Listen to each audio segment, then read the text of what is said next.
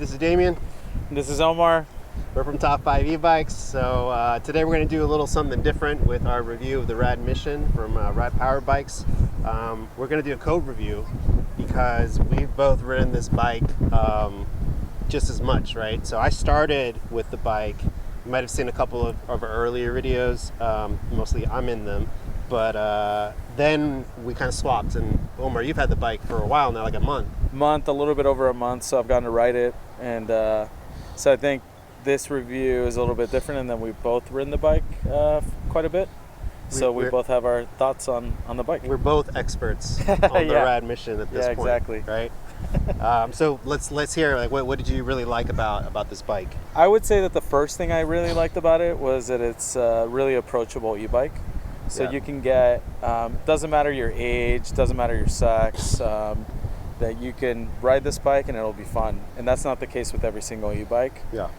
So I think some e-bikes are definitely a better fit for older people or younger people.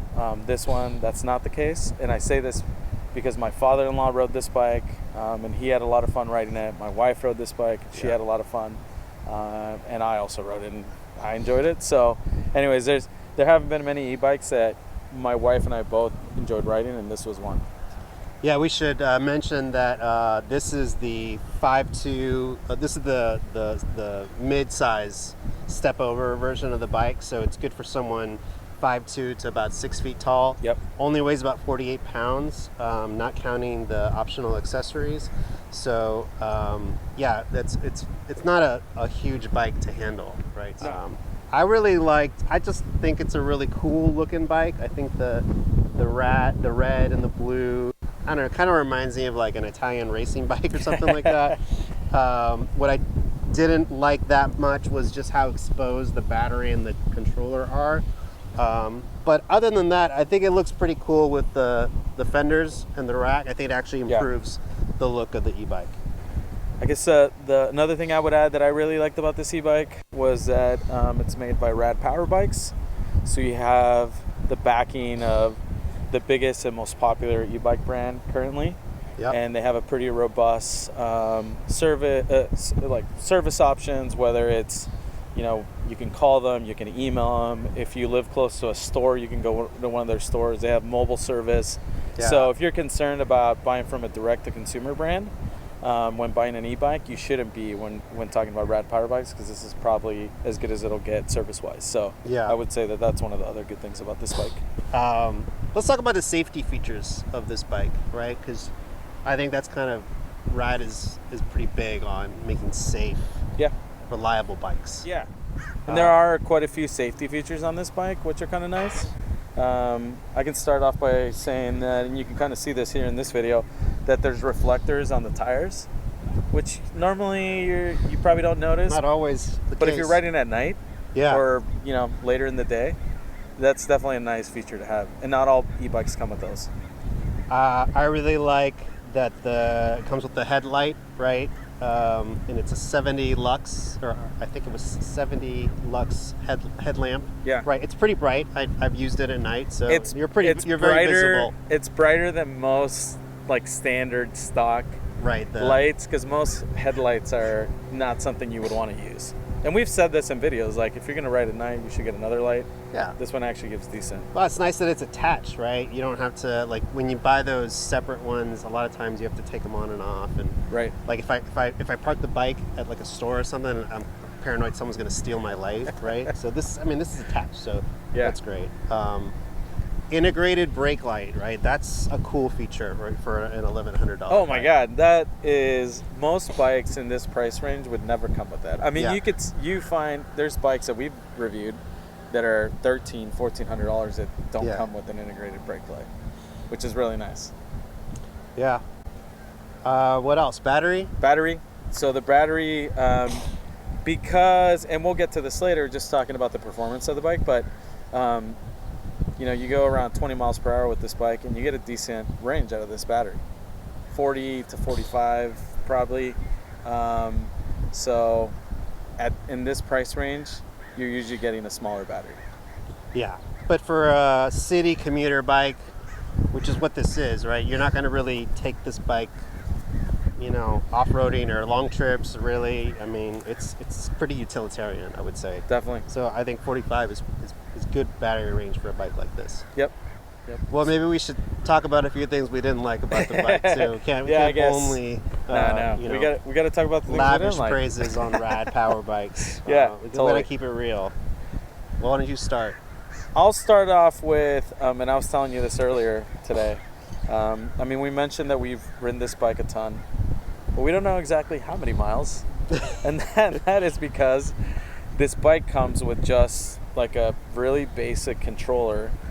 It's not an LED. It's not. You don't have a screen. There's no screen. Yeah. There's no screen. No display. There's no display. You have no odometer. You don't have a speedometer. So, which I understand this is a I'm trying to keep the price down. $1,100 bike, but yeah, we don't even know how many miles we've ridden on this. We don't know how fast we go. I mean, yeah, we've tracked this and we've done some of this. Yeah. Like we have an idea. But if this was my daily rider, I would probably want to know that for maintenance purposes, or you know, if I was tracking, that sort of thing, to know, you know, what the range was on the battery. So that was definitely. You said something there that I wanted to touch on. We don't know how fast it goes, right? Speaking of fast, this bike doesn't go very fast, which I find kind of annoying about it. It only goes up to 20 miles per hour, which is, I would say, fine for maybe most people, but if you're really into riding and just for like the joy of riding, you know, you can get other bikes in this same range that go up to 24 miles per hour. 24 to 28.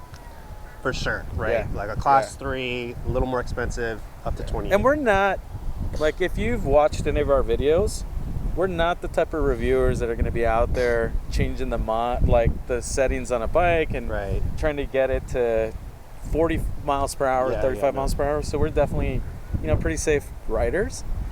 But when we've been riding this one, we've gone on a few rides with this bike, and whoever's riding the other bike is definitely ahead of us. Like, whoever's riding the RadMission for sure is going slower. For sure. And one of the things that because this is geared kind of high, and it's a very high torque drivetrain, and also the motor, you get up to 20 really fast. So it's kind of annoying. You're just like kind of cranking, and then all of a sudden the governor kicks in, and boom, you feel it's like almost like you stop, right? You're just kind of like, what happened? Keep on going. That's my biggest beef, I would say. Yeah, with the me RadMission. too. When I was riding it, that was probably my biggest issue. Yeah. I guess one other thing I don't like about this bike, and this was after riding for a little bit, was that the seat is so uncomfortable.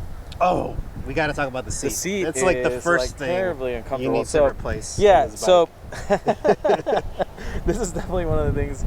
If you buy this bike, do yourself a favor, go on one of the Rad Power Bikes Facebook groups or one of the message boards and see what other seats people are getting. Yeah. You should get a different seat. Yeah, for sure. Because it is really uncomfortable. Let's take it. Well, I think we've pretty much covered everything we like and dislike about the bike. I mean, we think this is a great bike, I would say. You know, things we don't like about it, I would say, are pretty minor. You know, if you're a speed demon, you probably don't want to get this bike, right? If you live somewhere really hilly, you don't want to get this bike. You probably don't want to get this bike. But more or less, it applies to most people that are looking for an e-bike, especially if you were talking about your first e-bike. This is a great first e-bike. Yeah. So, I would say that this is one of those bikes that we really liked. There's very minor things that I think we don't like about it, but in general, it's a great bike. Yeah, no, I could definitely picture going to the grocery store, running errands, maybe getting a little basket. It's perfect for that. Just kind of little short jaunts around town. Definitely. And you know, for the price, like, it's super affordable, $1,100. Yeah. And that also reminds me, because we've reviewed a few other bikes in the same price range, we'll be doing a comparison of all these bikes that are around the $1,100 price range, which is the RadMission. We've done the Roadster by Ride One Up, the Hurricane by KBO, and then the Rideal by Ariel, which is another bike that's around $1,000. Very similar bikes, but I think you know, this bike is a really good bike for $1,100. Yeah. So So subscribe to our channel, please. If you like these videos, keep an eye out for our comparison videos. Yeah, let us know if you have any questions or comments, and like Damon was saying, follow us on social media. Thanks. If you enjoyed this review, please subscribe to our channel, leave us a comment, visit us at top5ebikes.com or some of our social media accounts. Thank you.